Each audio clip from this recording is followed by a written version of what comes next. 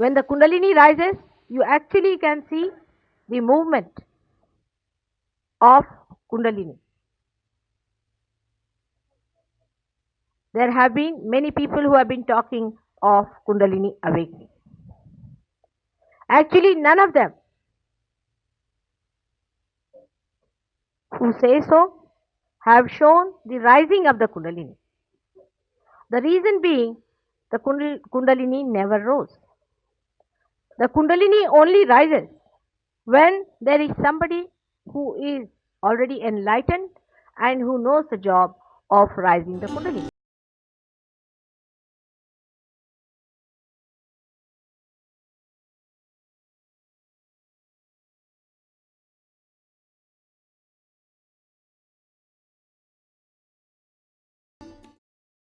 I bow to all the seekers of truth. We have to understand that God has created us as human beings with a purpose. But in those modern times, when we don't even believe in God or in a creator or any such energy that exists, it's very hard to talk of God and to introduce Him to be the one who has made us human beings. But even Darwin said that if man has come so far, he will have to go a little further to understand himself. I would suggest that one has to only understand one point, that whatever we have so far known has been the knowledge of the tree. But we have to have the knowledge of the roots. To get the knowledge of the roots, we have to become subtler than what we are. This awareness, this human awareness, cannot take us that side. For example, you are all listening to me very intensely, but if I say, please take your attention inside, you'll say, how? Mother, it's impossible. How do we take our attention inside? It's only possible when something happens within you, that your attention is drawn inside. Then only you will come to know that you are a beautiful instrument made. Through ages, all these centers that are shown here represent your evolutionary process, one by one, how you evolved through ages to this stage of evolution. And now, after evolving up to the human stage, what do we have to do? So we come to right conclusions about ourselves, first of all, that we have to become something more. Something has to happen to us. Now, so far in our evolution, whatever has happened in our awareness. A Sanskrit called Chaitana. Means a horse can go through a dirty lane. A dog can go through a dirty lane. But a human being cannot. He just can't bear it. He'll vomit, he'll refuse, he'll not accept at any cost to pass through something very filthy. So our awareness towards dirt, filth, towards beauty has definitely got a new dimension. And this new dimension that we have got is not sufficient enough, because still we have not understood why are we here. Why all this has been done to create us into such a beautiful personality? What is the purpose of this creation? And in this confusion only, we really fall into the traps of not understanding that there must be some power that does it.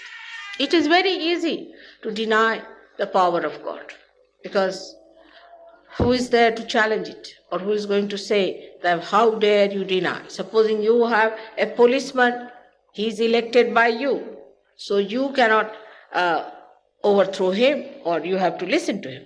But God is not elected by you, he is appointed by himself. So, as he is there, you can always say whatever you like about him. But the same thing is to understand that actually human beings don't do any work which is living. We cannot transform one flower into even one. What we do is to take some dead things, make buildings, make beautiful furniture, make these carpets all man-made, every sort of thing. And then we start thinking, oh, we are great. Even the science can only find whatever is available or can be seen through these eyes or felt through these senses. It cannot go beyond it. And even if it sometimes goes like the auras and all that they see, they cannot explain it. For example, if there is any doctor, they will understand that doctors are honest on this point, that acetylcholine and adrenaline, two chemicals, which are chemicals, just chemicals, react differently in the body, and they say that the mode of action of these two we cannot explain, why it is augmentation or why it is relaxation. They admit it. So many things we have not been able to explain. Now, if I say this is a beautiful instrument and it is fantastic to believe that we are great, I would just give another simple example that if you have to come to this room and there is no light, I just tell you, all right, push that button and you'll get lights everywhere. No, it happens. It becomes a fantastic thing for a person who has never seen electricity, who has never known anything, who has no knowledge of electricity, that only you press one button and you get it. But behind all this organism, behind all this working, all that is done, there is a big history. There are lots of people who have worked to achieve this. People have sacrificed so much to achieve this. But we are taking the benefit of that, as today we are enjoying electricity. How many people must have died discovering it? How many people must have sacrificed their life for discovering the use of it for the masses? In the same way, we must understand that maybe that we are something fantastic, reach a conclusion that we have to just feel it. And unless and until you feel that greatness within you, you should not just deny that you can achieve it. You have to achieve it. Actually, if you do not achieve it, you will fall short of your evolution. Today in the world, if you see, everywhere I go, there are so many seekers, so many seekers. Such a time was never there before, say about 50 years back, we did not know the word seekers. People did not believe that there are seekers. But today, you find so many seekers all over the world. They have gone to all kinds of other alternative things. They have tried to find out if they can find truth by altering their lives, by doing this or by doing that. The reason is they are not at all satisfied with what they see. They are intelligent enough to see that it's not the end of our lives. And we don't live just for insurances. Now, then one starts thinking that if these are the seekers in this world, why so many have come on this earth? This is a special time, already predicted thousands and thousands of years back. In every kind of prediction, they have talked about it. There was a book called Nadi Granth written, you can't say how many years back, but was revised only 300 years back by another person called Bhujandar. Now this Nadi Granth is written by a person who is actually the starting point of astrology in India. The one who started the whole astrology has been started from India. And this is the man Bhrigu who did it. And he wrote this Nadi Granth in which he has described, according to him, he said it in Sanskrit language, but was again translated and brought to up-to-date level, that in 1970, something will happen, a personality will come on this earth who will give realization to thousands of people by a Sahaja method. is clearly written down. You will be amazed to know that it is so, because we have a book. In that book, all these prophecies are written. And what will happen? The Kundalini will rise and people will get their realization. To Indians, Kundalini is not a new knowledge. Of course, there are some people who went from other countries and tried to study about Kundalini. Now, when such people come to India, they do not reach the roots at all. They are just caught up by people who want to make money out of them or to mislead them. It's a big market there for all such things. And now when these people also came, especially the Germans, when they came to India, they were caught up into such mess. And they were given books which were nothing but just the opposite of what Kundalini is. It's about the people who are doing Tantrism. And Tantrism is a system in which people do AntiGod activity. With AntiGod activity, you get all kinds of horrible experiences of God and the Kundalini, and they have described all of them as if they are the real effects of Kundalini. It's like the knowledge of a naive villager coming and putting his hands into the holes of a plug and saying that electricity gives you a big shock. So it is even worse than that, because Kundalini never gives you trouble. She is your mother. She settled down here in the triangular bone, as you see, is called as sacrum. Now this sacrum bone is, sacrum means sacred. And when I ask people that how is it that this bone is called as sacred in Greek? When I went to Greece, I asked the people, why do you call this a sacrum? Then they told me that they had a report long time back before Alexander went to India, and there was a report between Indo-Aryan groups, and they told that this bone should be called as sacrum. Now imagine that this bone specially should be called as sacrum and no other bone. So this bone has got this 3.5 coiled energy settled down inside there. Now some of these books that I have read, such big books written on Kundalini, some of them say the Kundalini is here, somebody says in the nose, somebody says somewhere else. Means that just using the ignorance of people to print something, write something and just mislead them to make some money out of these books. So far, I have not written any book. I'm sorry, I have not yet done any that work so far. But anything can be written in the book. Whatever is written in the book is not the truth, and you should not accept it. How much does it take to print a book? You people are living in such an advanced country. You know, it hardly takes anything to write a book about anything, especially about God and His work. Because even, you'll be amazed that Hitler used to talk about God, Napoleon used to talk about God, all these horrible people used to talk about God, and sometimes they believed that God was in their favor because they thought they were rather successful. Now, these books or whatever they have told you is not true. This is the truth that the Kundalini lies in your sacred bone called sacrum. You can see the pulsation of the Kundalini at the time when the Kundalini is raised, not in everyone. If you have got a blockage in that another center that is there or the upper center, then this Kundalini, because this is the pure desire of becoming one with God. This is the purest desire which you have, and when it is awakened, it makes an effort, a tremendous effort.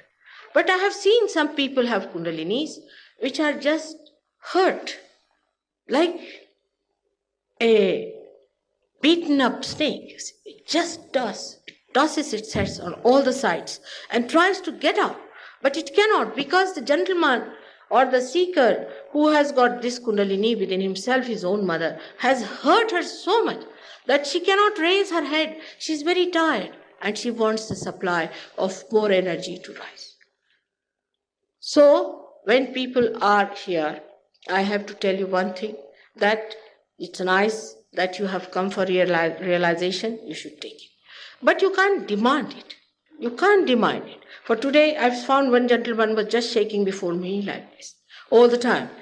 So he said, why am I shaking before you? I said, because your nerves are out. You are a nervous person. That's why you are shaking, all your nerves are out. I have to steady them. Otherwise, the Kundalini won't rise and you won't feel the cool breeze. Because Kundalini is now attending to those nerve centers which are absolutely overdone. They're absolutely fagged out and tired. He is a young man, about 25 years. I am an old woman. But I said, look at my hands are not shaking. Why should your hands shake like an old man of 80 years all the time? You must think about it. Why should they think? Should happen. So this is what it is, that some people get it. Most of them get it, but some cannot get it. Now the attitude should be little different from what you have towards anybody else. Here you have to get something out of me. You have to make use of me. Not that I have to use you for any purpose whatsoever. It should be clear-cut that you are asking for something. You deserve it, no doubt. It's like you go to the bank, all right? There's a banker sitting there. If you have some money in the bank, you can go and talk to him, but you can't be rude with the bank. You have to say, all right, I have got this money with you, please may I have? Now the grace of God is so gracious that it gives you many-fold much more than what you have really deserved in the bank. I can see that working out so well. So we have to understand that we are made in our own glory. God has made us a fantastic thing. We are a great instrument that has to receive its blessings. And as this instrument is put to the mains, once you put to your mains, you will be surprised how fantastic you are. It's amazing how people are not aware of themselves. It is amazing how people do not know how precious they are to the divine. Human beings are the epitome of this creation. Forget the moon, forget the sun, forget this earth. Everything is nothing. It's at your feet. You are the highest that God has created, and the way we fritter away our life for nothing at all, for superficial things, is something very, very surprising. We are not at all aware that how much the nature has worked for us to make us human beings. And once you realize that you are the spirit, realize doesn't mean that you just realize through your mental process. It is a happening within which takes place. You become that. And once you become that, you'll be amazed that your becoming will prove that you are really the epitome. You are the meaning. You are everything. And without you, the creation has no meaning at all. It's like a tree which has now the flowers, and they have to become the fruits. Otherwise, the tree has no meaning at all. But whatever we do mentally is artificial, because it has no roots attached to it. It has no moorings to it. Now, you say your politics or your economics, all is artificial. But in that also you can find a lot of truth. For example, economics says that wants in general are not satiable. Individual wants can be satisfied, but wants in general are not satiable. Means this matter cannot give us satisfaction. If we could, then we would have been satisfied with one thing. But we buy one thing, then we want to buy another thing, and then we want to buy another thing, and still we are the most dissatisfied souls ever living on this earth. Now, economics, another, then politics we can see is that people talk of, say, communism, they talk of socialism, they talk of democracy, of capitalism. It's also artificial to me. It's just a play of human beings. Because when you take, you're a capitalist. What is your capital? This you can't take with you. It's of no use. You don't want to share it. What's the use of such a capital? While I would say I'm a capitalist because I have all the powers within myself.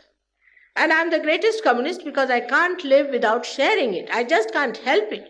You see, people can't understand me. They think you are a nicely married lady, your husband is such a nice person, is such a nice gentleman, he loves you so much, he cares for you so much, you are a grandmother, you are a mother, and why are you doing all this and running about everywhere talking to people? They can't understand this communism, which is so important to me that I cannot get my joy without sharing it with others.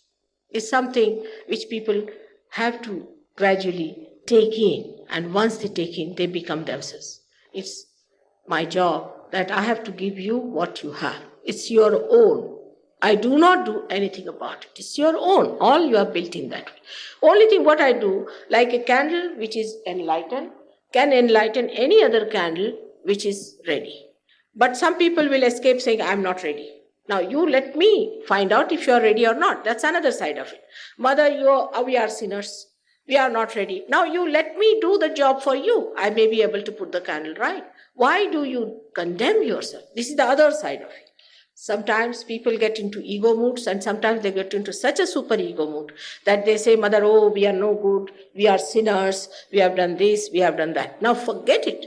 If I don't know the job, then I better not do it. But I think I know it. I have done it. So let me do it, and let us see if I can give what you have. Because that is supposed to be God's promise, that you have to get your resurrection, that you have to become self-realized, that you are to be born again, and all this has been done within you with this aim and is not to be wasted.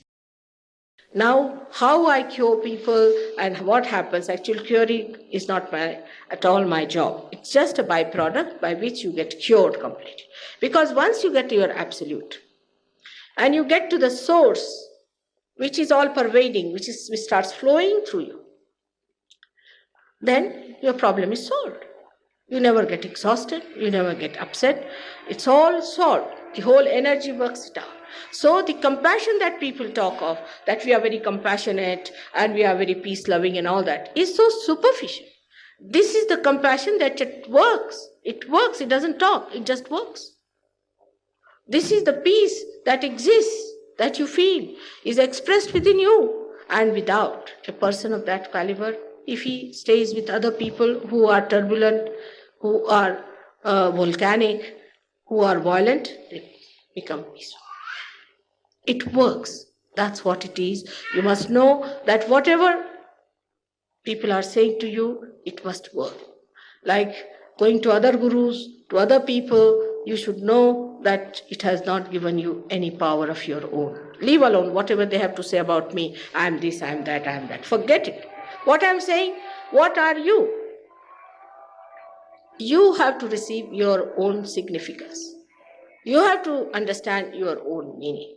And if it works in you, then it's all right.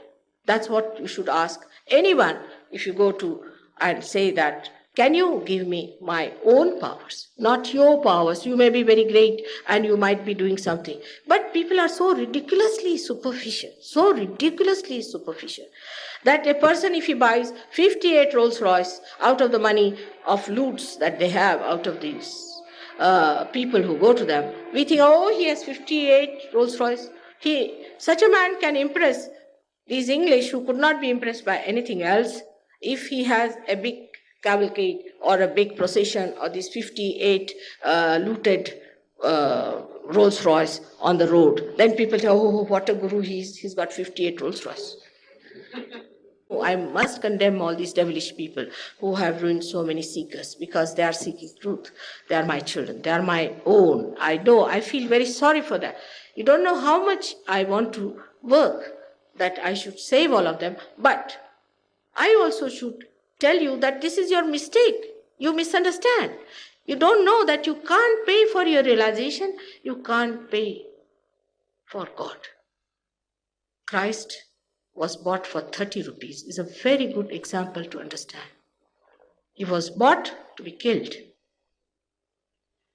Another example is that when people were selling some things in the temple, he took a big whip and whipped them, absolutely in a great temper, who said on the cross that, please God forgive them, for they do not know what they are doing. But now it is so sad that if you do like that, you won't be able to forgive yourself. Christ may be, but you may not be able to forgive yourself for doing all these mistakes and committing such horrible injuries upon yourself and troubling your Kundalini to that extent. This self-realization you have been seeking for ages, many lives. You have been seekers for many lives, and the time has come. This great time of resurrection, the great time of your judgment. At this time, you should take it. Take it up that you have to be self-realized. Only this is my message to you. I hope you will understand it. May God bless.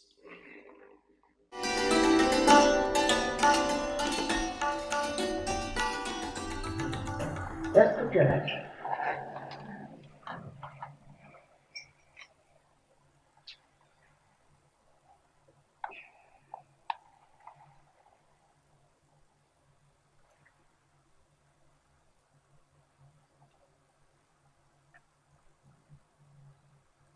Now you have to do a few things. First of all, you must forgive yourself. Very important. You must forgive yourself. Because if you don't forgive, you feel guilty. And when you feel guilty, what happens? The center on this side, this one, which will be, gets into trouble, into great trouble. And because of that, you cannot feel the vibrations. Also, with this kind of a thing happening in you, the result could be very serious. You can get angina as one of the diseases, or also you can get spondylitis. So you should not feel in any way guilty about it. Whatever has happened in the past is past. We are not talking of the past, we are talking of the present. So just forgive yourself, forgive yourself.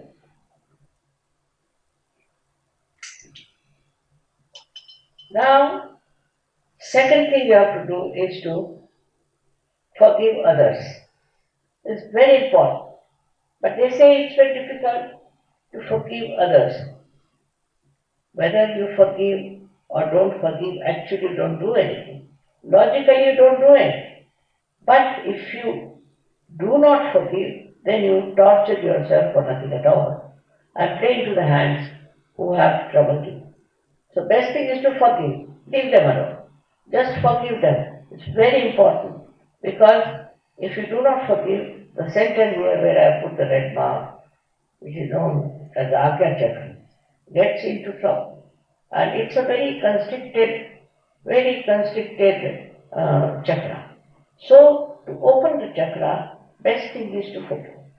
Please forgive everyone.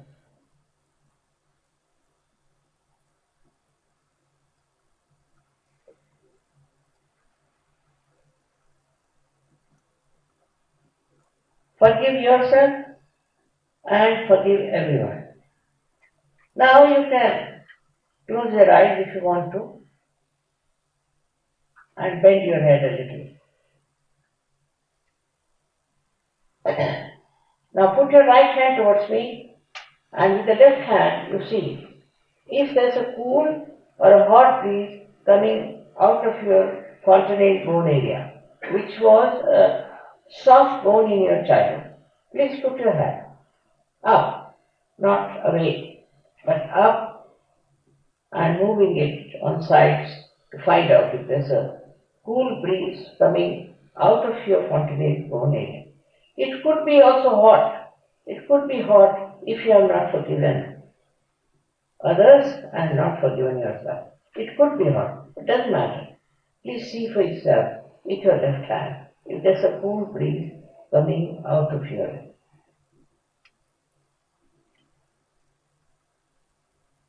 Now, please put your left hand towards me, bend your head and see for yourself with the right hand if there's a cool or a hot breeze coming out of your head.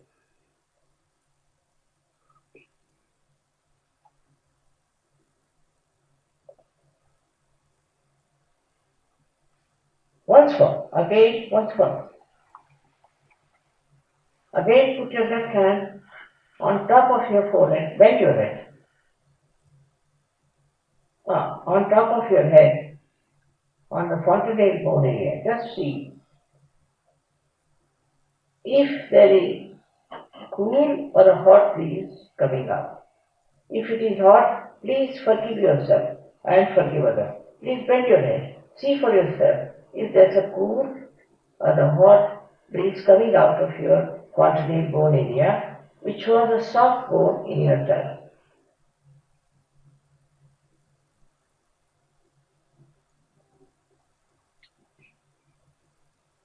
Now you put both your hands towards me like this.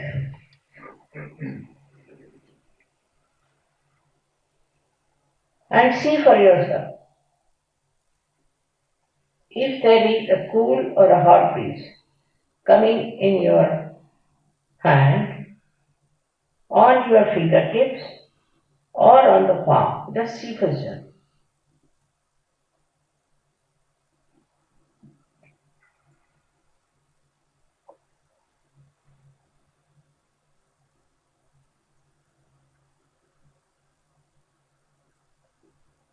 Now, just put hands like this, not like that, but hands in an open way.